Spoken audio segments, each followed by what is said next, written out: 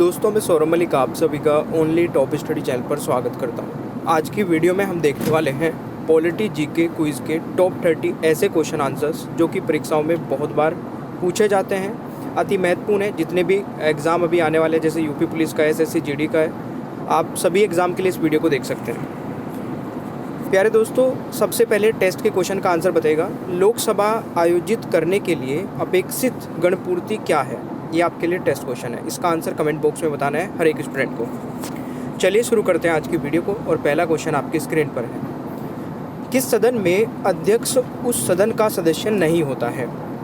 पहला क्वेश्चन, तो इसका सही आंसर क्या रहेगा, किस सदन में अध्यक्ष उस सदन का सदस्य नहीं होता है। देखिए, राज्यसभा का जो अध्यक्ष होता है दोस्तों, वो होता है राष्ट्रपति, और राष्ट्रपति राज्यसभा का अध्यक्ष होने के बाद वो उसका सदस्य नहीं होता है। तो ये बहुत ही महत्वपूर्ण क्वेश्चन है, कई बार रिपीट हो चुका है। बी राइट आंसर हो जाएगा पहले क्वेश्चन का सही उत्तर। दूसरा क्वेश्चन है, संसद की लोक लेखा समिति का अध्यक्ष नियुक्त किया जाता है। तो प्यारे दोस्तों, ये नियुक्त किया जाता है लोकसभा के अध्यक्ष द्वारा, यानी कि इस क्वेश्चन का सही आंसर ऑप्शन ए हो जाएगा। ठीक है भाई, चलिए तीसरा क्वेश्चन है, भारतीय संसद में लोक लेखा समिति का अध्यक्ष होता है। भारतीय संसद में लोक लेखा समिति का अध्यक्ष दोस्तों विपक्षी दल का नेता होता है। तीसरे क्वेश्चन का राइट आंसर ऑप्शन ए हो जाएगा। वेरी वेरी इंपॉर्टेंट क्वेश्चन है, ये भी मार्क कर लेना। क्वेश्चन नंबर 4 है, राज्यसभा के सदस्यों का सेवा काल कितना होता है। प्यारे दोस्तों, बहुत ही महत्वपूर्ण क्वेश्चन है। राज्यसभा के सदस्यों का सेवा काल पूछा है, सदस्यों का पूछा है तो 6 वर्ष हो जाएगा। अगर पूछा जाता राज्यसभा का सेवा काल कितना होता है, तो देखिए राज्यसभा कभी भंग नहीं होती, तो इसका मतलब उसका कोई सेवा काल भी नहीं होता है।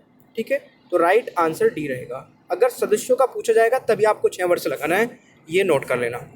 पांचवा क्वेश्चन है, भारत में सरकार की संसदीय प्रणाली कहाँ से ग्रहण की है। तो इस क्वेश्चन का सही उत्तर रहेगा दोस्तों ब्रिटिश संविधान से। सी इज़ द राइट आंसर। प्यारे दोस्तों, अगर आप लोग किसी भी कॉम्पिटिटिव एग्जाम की तैयारी करते हैं तो आप हमारी मास्टर पीडीएफ ले सकते हैं। 500 रुपये की पीडीएफ मात्र आप 170 रुपये में ले सकते हैं। इस पीडीएफ का लिंक डिस्क्रिप्शन बॉक्स में मिल जाएगा, आप हमारे व्हाट्सअप नंबर से भी ले सकते हैं। इसमें आपको ऑल सब्जेक्ट की पीडीएफ मिलेगी, पूरी लाइफ टाइम के लिए आप कितनी बार भी पढ़ सकते हैं।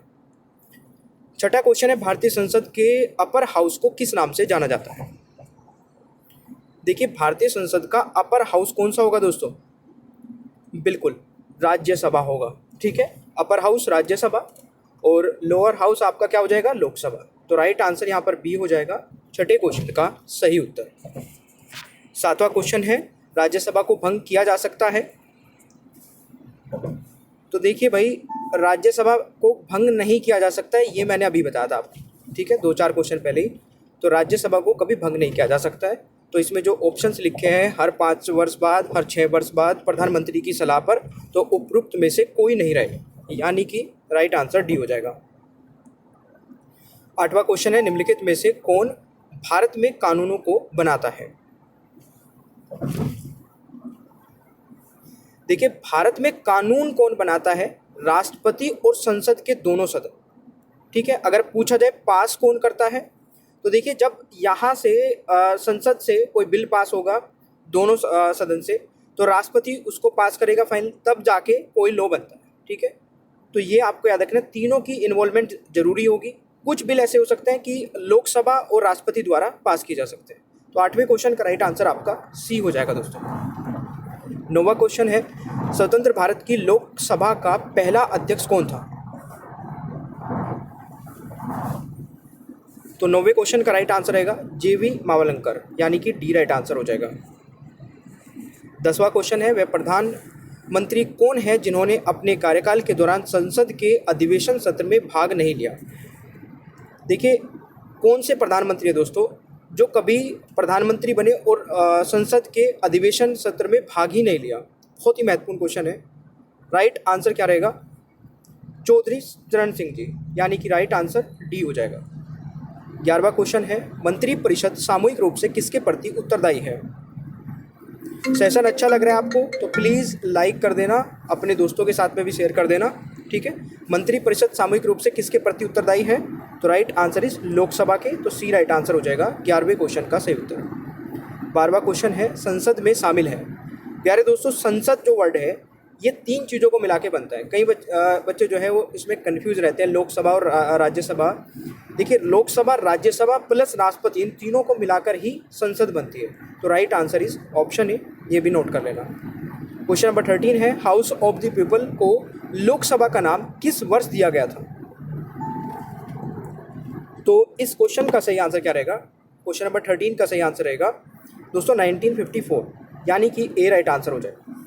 ठीक है जी, चले। क्वेश्चन नंबर 14 है भारत के राष्ट्रपति संसद के दोनों सदनों को प्रथम सत्र के प्रारंभ में कब संबोधित करते हैं? क्वेश्चन नंबर 14 का राइट आंसर बिल्कुल प्रत्येक वर्ष लोकसभा के लिए प्रत्येक आम चुनाव के बाद, यानी कि राइट आंसर रहेगा आम चुनाव के बाद होगा। यहाँ पे इसे करेक्ट कर लेना, ए और बी दोनों रहेगा, सी इज द राइट आंसर।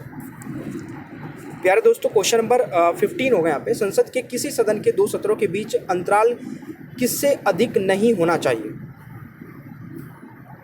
तो राइट आंसर इज 6 महीने से ज़्यादा नहीं होना चाहिए, बी राइट आंसर हो जाएगा। क्वेश्चन नंबर 15 है यदि संसद किसी विशिष्ट उद्देश्य के लिए कोई समिति नियुक्त करे तो उसे कहते हैं? तो ये बहुत बार पूछे जाता है दोस्तों। एडोक कमेटीज को बोलते हैं, तदर्थ समिति हिंदी में बोलते हैं। राइट आंसर बी हो जाएगा 15वें क्वेश्चन का सही उत्तर। 16वां क्वेश्चन है भारतीय संसद की सबसे महत्वपूर्ण विशेषता है। भारतीय संसद की सबसे महत्वपूर्ण विशेषता दोस्तों है इसमें राष्ट्रपति भी शामिल है, तो right answer is B. Question number 17 है राष्ट्रपति द्वारा राज्यसभा के सदस्यों के नामांकन का नियम किस देश के संविधान से लिया गया था? तो 17वें क्वेश्चन का सही उत्तर रहेगा आयरलैंड के संविधान से, यानी कि बी राइट आंसर हो जाएगा। प्यारे दोस्तों, अगला क्वेश्चन है लोकसभा आयोजित करने के लिए अपेक्षित गणपूर्ति क्या है? तो लोकसभा आयोजित करने के लिए अपेक्षित गणपूर्ति दोस्तों 1/10 होती है। ठीक है, राइट आंसर इज सी, ये आपको याद रखना है। 1/10 सदस्य प्रेजेंट होने चाहिए दोस्तों लोकसभा को आयोजित करने के लिए। 19वां क्वेश्चन है निम्नलिखित में से लोकसभा की प्रथम महिला अध्यक्ष कौन है?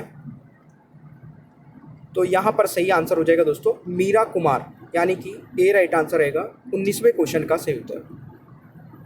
चलिए, 20वां क्वेश्चन है भारतीय संसद के कामकाज में शून्य का अर्थ है।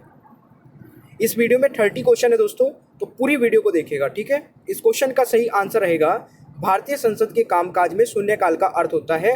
देखिए, प्रश्नकाल से पहले का समय बिल्कुल सही है। सत्र का पहला घंटा प्रश्नकाल और अगला कार्य सूची के बीच का समय, जब विशेष अधिकार प्रस्ताव स्वीकार कर लिया जाए, तो ये सभी दोस्तों उपरोक्त सभी इसमें से करेक्ट रहेंगे।